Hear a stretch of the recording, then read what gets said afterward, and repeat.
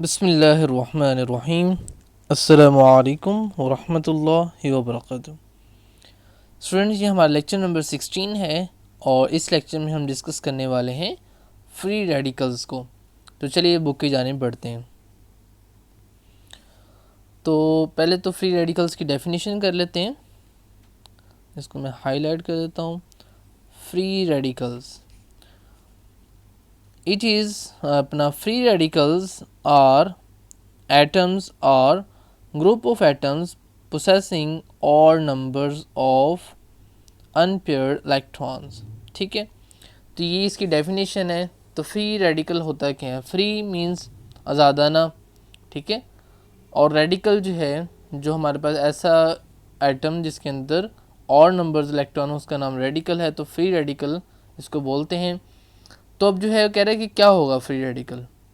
तो free radical की definition है जी कि फ्री रेडिकल हमारे पास एटम होंगे, ठीक है, एटम्स हो सकते हैं या फिर ग्रुप ऑफ एटम भी ये हो सकता है, पोसेसिंग जिनके पास हों और नंबर्स ऑफ इलेक्ट्रॉन, ठीक है, और नंबर्स होने चाहिए इलेक्ट्रॉन के, और फिर ब्रैकेट में लिखा हुआ है अनपेयर्ड।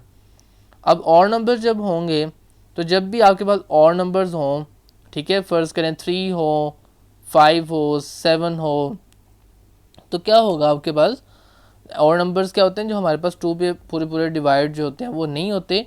तो जिस तरह 4 6 है तो ये हो जाते हैं, तो ये इवन नंबर्स होते हैं। तो और नंबर्स मींस 3 5 7 इस तरह से, ठीक है, 1 भी ऑड है। तो क्या होगा कि आपके पास जब उनके पेयर बनाएंगे, जब आप जोड़े बनाएंगे उनके, तो और नंबर जैसे 3 है तो इसका जो है वो 2 का तो जोड़ा बन जाएगा 2 इलेक्ट्रॉन्स का, ठीक है, लेकिन एक इलेक्ट्रॉन आपके पास बच जाएगा और उसका जो है वो जोड़ा या उसका जो है पेयर वो नहीं बनेगा। तो क्या होगा, ऐसे एटम या ग्रुप ऑफ एटम जिनके अंदर और नंबर ऑफ इलेक्ट्रॉन्स हों, तो फिर ब्रैकेट के अंदर देखें लिखा हुआ है अनपेयर्ड, कि मतलब कोई ऐसा इलेक्ट्रॉन लाजमी हो जो जोड़ा ना बना हो और अकेला इलेक्ट्रॉन हो, ठीक है।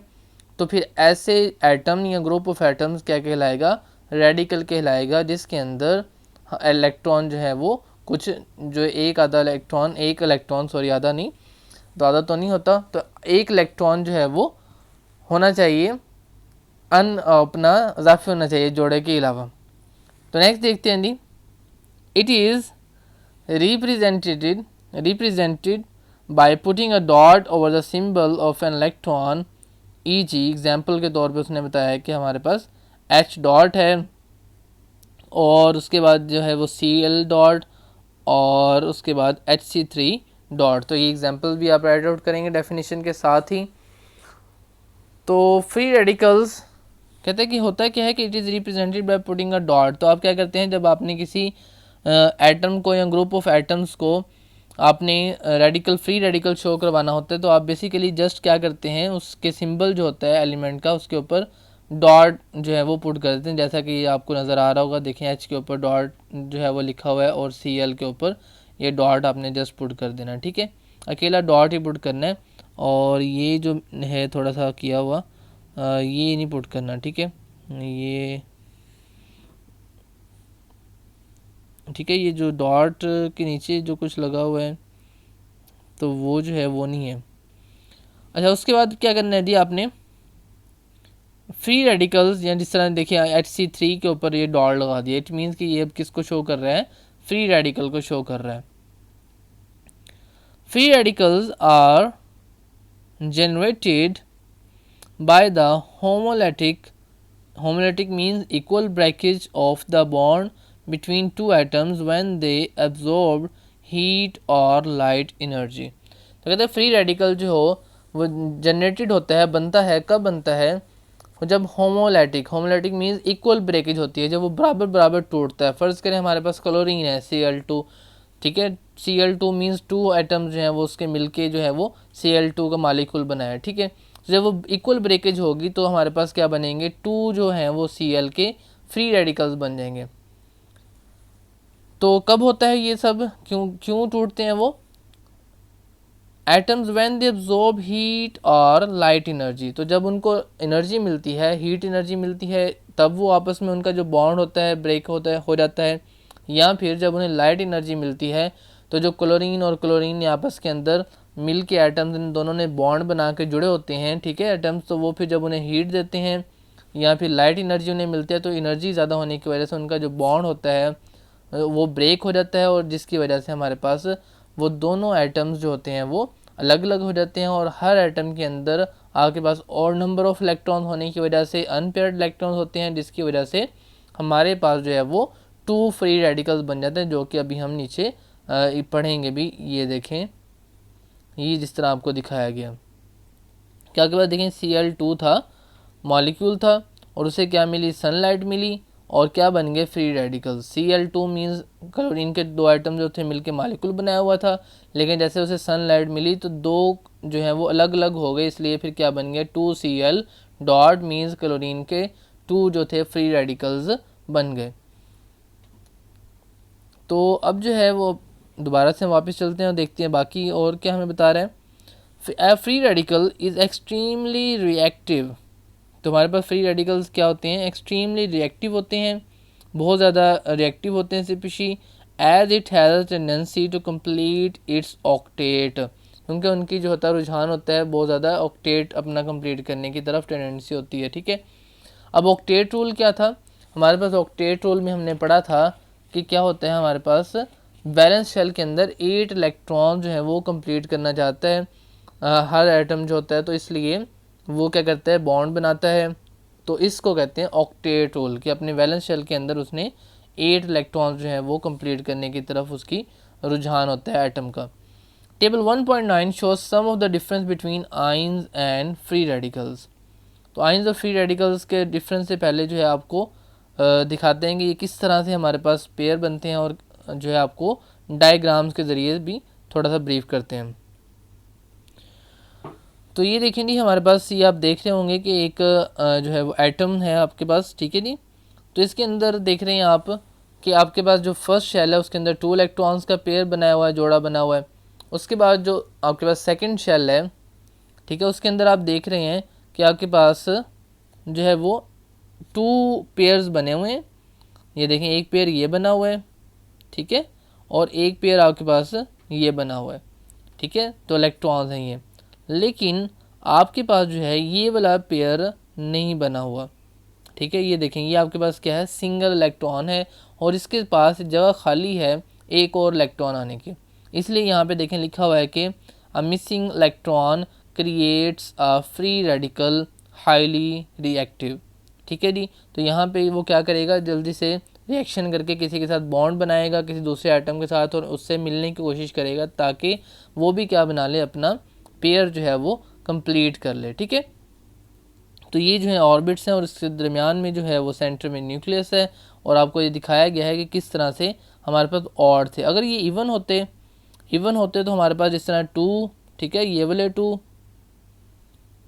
और ये देखें ना, ये वाले 2, ये 2, और यहाँ पे भी अगर एक हो जाता तो यहाँ पे तो कंप्लीट हो जाना था, तो फिर हमारे पास रेडिकल नहीं बनना था। तो लिहाजा ऑड होने की वजह से हमारे पास यहाँ पे जो है वो प्लेस जो है मिसिंग है, तो जिसकी वजह से ये रेडिकल बन जाएगा। अब ये कैसे वर्क करेगा जी, हम नीचे देखते हैं और डायग्राम। तो ये देखें, यहाँ पे दिखाया हुआ है कि आपके पास यहाँ पे भी इसे लिखा हुआ है जी फ्री रेडिकल है। ये देखें, ये पेयर है आपके पास, ये पेयर है और ये पेयर है, ठीक है। लेकिन ये वाला जो है ये पेयर कंप्लीट नहीं है, सिर्फ एक इलेक्ट्रॉन है और अनपेयर्ड इलेक्ट्रॉन है, ठीक है। यहाँ पे देखें जो क्रॉस लगाया हुआ है, इट मीन्स के यहाँ पे एक इलेक्ट्रॉन की जगह खाली है पेयर मुकम्मल करने के लिए। तो फिर क्या होगा, इस साथ में ही आपको जो है वो हेल्दी स्टेबल एटम दिखाया गया। तो क्या होगा, हमारे पास जहाँ अनपेयर्ड इलेक्ट्रॉन है तो जो हेल्दी एटम होगा उसमें से हमारे पास जो है वो ये मिल जाएगा। और नीचे देखिए आपको फिगर दिखाते हैं, तो इस तरह से ये जो है क्या करेगा, फ्री रेडिकल उसके साथ रिएक्शन कर लेगा और आपस में ये मिल के बॉन्ड बना लेंगे। और इस तरह से ये जो है देखें क्या कर रहा है, स्टील कर रहा है, उसे खींच रहा है इलेक्ट्रॉन को, ताकि जो है वो पेयर उसका कंप्लीट हो। तो इस तरह उम्मीद है आपको मज़ीद जो है वो डिटेल से समझा दिया गया, ताकि आपका जो कंसेप्ट है वो क्लियर हो जाए कि किस तरह से हमारे पास रेडिकल होता है और किस तरह से हमारे पास पेयर कंप्लीट नहीं होते जिसकी वजह से रेडिकल बनता है। अब देखें, हम जो डॉट लगाते हैं इट मीन्स यही होता है कि आपके पास एक इलेक्ट्रॉन जो है वो आपके पास बचा हुआ है, तो वही आप क्या करते हैं Cl के ऊपर जिस तरह आपने देखा कि डॉट लगाया। डॉट मीन्स क्या है कि आपके पास एक इलेक्ट्रॉन जो है वो अनपेयर है, बगैर उसके जोड़े के हैं, ठीक है।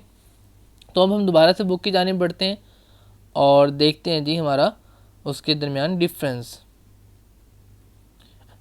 देखिए नहीं, उसने लिखा है कि हमारे पास Cl2 था और मेक्स 2ClO कब, जब सनलाइट हुई। इस तरह से एक और एग्जांपल उसने नीचे जो है वो राइट आउट की हुई है कि CH4 था आपके पास, और जब सनलाइट हुआ, सनलाइट की वजह से वो क्या हो गया रेडिकल में, तो क्या बना H3C और H के ऊपर डॉट है, को मीन्स हमारे पास ये रेडिकल जो है वो बन गए हैं। उसके बाद है हमारे पास difference between ions and free radicals. तो जी आइंस क्या होते हैं, these are the atoms which bear some charge, ठीक है। तो आइन का हमने पढ़ा पीछे कि ऐसे एटम जिनके ऊपर सम चार्ज होता है आइन कहलाते हैं, ठीक हो गया। लेकिन फ्री रेडिकल में क्या होता है हमारे पास, these are the atoms that have odd number of electrons, जिनके पास ऑड नंबर्स ऑफ इलेक्ट्रॉन्स होंगे एटम्स के पास, तो वो क्या होंगे आपके फ्री रेडिकल होंगे, जिसमें जो है वो बाकी पेयर तो कंप्लीट हो जाएंगे लेकिन एक इलेक्ट्रॉन जो है वो बच जाएगा ऑड होने की वजह से। उसके बाद सेकंड है जी इसका, दे एग्जिस्ट इन सोल्यूशन और इन क्रिस्टल लेटिस, ठीक है। तो ये क्रिस्टल लेटिस में और सोल्यूशन में होते हैं, जबकि फ्री रेडिकल जो होते हैं they can exist in solution as well in air, तो सोल्यूशन में भी हो सकते हैं और हवा के अंदर भी हो सकते हैं। अब हवा के अंदर किस तरह से होंगे, जैसे आपने देखे एग्जाम्पल जो 2 ऊपर की हैं उसमें आपने देखा कि CH4 और आपके पास जो क्लोरीन थी Cl2, तो वो सनलाइट की वजह से रेडिकल के अंदर चेंज हो गई। तो एयर में ज़ाहिर बात है सनलाइट आएगी, तो सनलाइट आने की वजह से एयर के अंदर फ्री रेडिकल जो हैं वो मौजूद होंगे। उसके बाद हमारा लास्ट पॉइंट है कि उसमें वो कह रहा है कि there formation is affected by the presence of light, there formation is not affected by the presence of light. तो आयंस की जो फॉर्मेशन है लाइट की मौजूदगी की वजह से इफेक्ट मुतासर नहीं होती, ठीक है जी। तो फ्री रेडिकल में क्या होता है, they may form in the presence of light, तो कहता है कि ये लाइट के अंदर बन सकते हैं, जैसे आपने देखा कि सन लाइट के अंदर बने तो लाइट के की वजह से फ्री रेडिकल जो है वो बन जाते हैं और लाइट का जो है वो असर होता है रेडिकल्स के ऊपर। तो ये था जी आज का हमारा टॉपिक, और साथ में डू यू नो भी हम कर लेते हैं। ये क्या आप जानते हैं कि most of the universe exist in the form of plasma, ठीक है जी। तो प्लाज्मा जो है इसको समटाइम्स हम जो है वो फोर्थ स्टेट ऑफ मैटर भी कह देते हैं, ठीक है, प्लाज्मा को, क्योंकि ये जो है इसकी प्रॉपर्टी डिस्टिंक्ट हैं किससे, सॉलिड, गैस और लिक्विड से, ठीक है। The fourth state of matter, ठीक है जी। तो हमारे पास इसे फोर्थ स्टेट ऑफ मैटर कहा गया है। Both the cationic and ionic molecular आइन आर प्रेजेंट इन इट।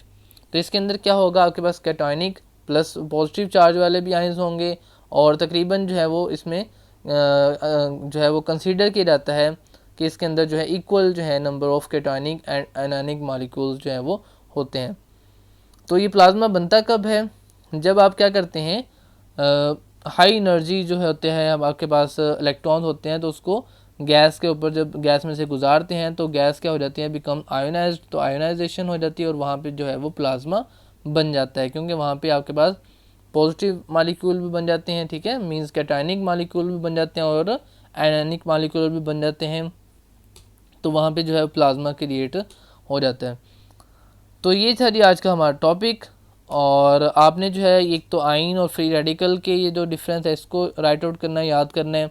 इसके अलावा इन टू एग्जांपल में से कोई एक आपने राइट करनी है, कब, जब आपने रेडिकल की डेफिनेशन लिखनी है, ठीक है। रेडिकल की डेफिनेशन आप लिखेंगे और उसके बाद बताएंगे कि जनाब ये देखें Cl डॉट से शो करते हैं, और साथ में ही ये क्लोरीन की आप एग्जांपल दे देंगे कि मॉलिक्यूल से फ्री रेडिकल के अंदर कैसे जो है वो चेंजिंग इसके अंदर आती है।